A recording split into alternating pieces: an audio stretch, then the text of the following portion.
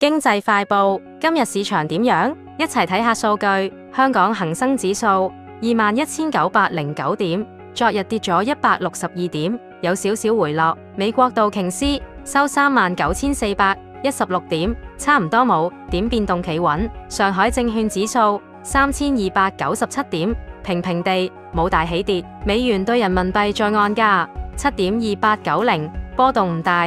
紐約黃金每盎司3333.7美元，依然係高位。原油每桶62.99美元，油價算穩定。美國10年期國債收益率4.332%，略為企硬。整體嚟講，市場好似幾穩定。財經動態，中國地產股有得搞。最近財經圈好多人都話中國地產股有機會。花旗嘅分析師話，而家係增持地產股嘅好時機。點解？因為政府政策幫手，加上房企管理越嚟越好，行業好似有機會翻彈，賺錢能力可能回升。匯豐嘅專家都贊同，話大房企嘅回報率會高咗，利好盈利增長。聽落去好似真係一個唔錯嘅投資選擇。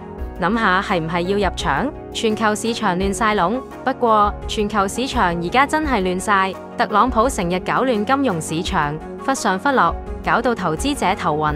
華爾街嘅投行同基金經理都話，美國股市嘅瘋狂波動仲會繼續，傳統嘅市場信號好多都唔 work， 準備好錯過山車啦。美股同標普500點睇？德意志銀行最近放風，話將標普500年底目標調低12%，只睇6150點，話只係勉強補翻2月跌咗嘅位。仲有傑富瑞呢間大行講，美股嘅黃金時期可能完咗，建議大家唔好太依賴美股、美債同美元，轉而睇下中國、印度同歐洲嘅資產，平衡下投資組合，係咪要重新諗下點部署呢？黃金同避險資產熱爆，最近貿易亂局搞到人心惶惶，好多人走去買避險資產，黃金價格直線飆升，變咗市場大熱門。相反，美國國債同美元就跌咗。澳洲聯邦銀行分析，呢個同特朗普上台後嘅貿易政策大變有關，黃金乘機搶晒風頭。有趣嘅轉變，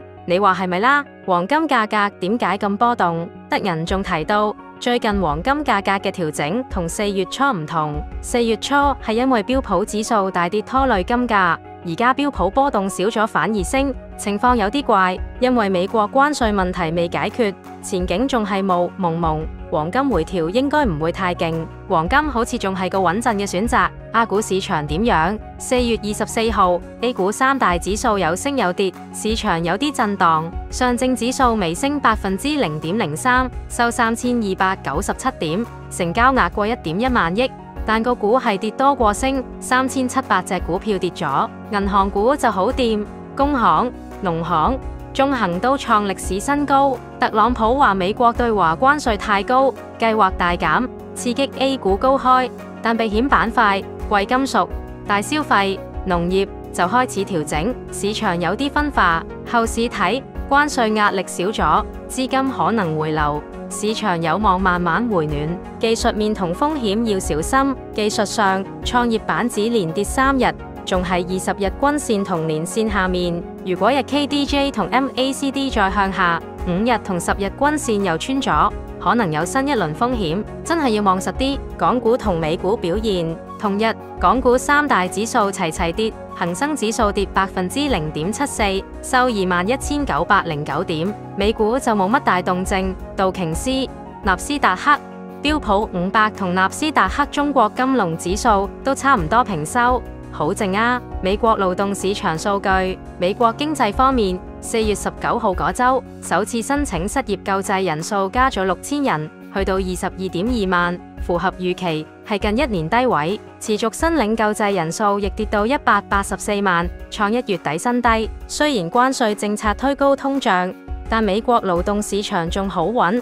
聯儲局減息好似仲早。耐用品訂單爆升，3月美國耐用品訂單勁升9.2%，連升3個月，係因為企業喺特朗普公布關稅前搶訂單，汽車、飛機、電子設備需求爆棚，數據好靚。聯儲局政策點睇？聯儲局主席鮑威爾同幾個官員講明，唔會搞預防性減息應對經濟放緩。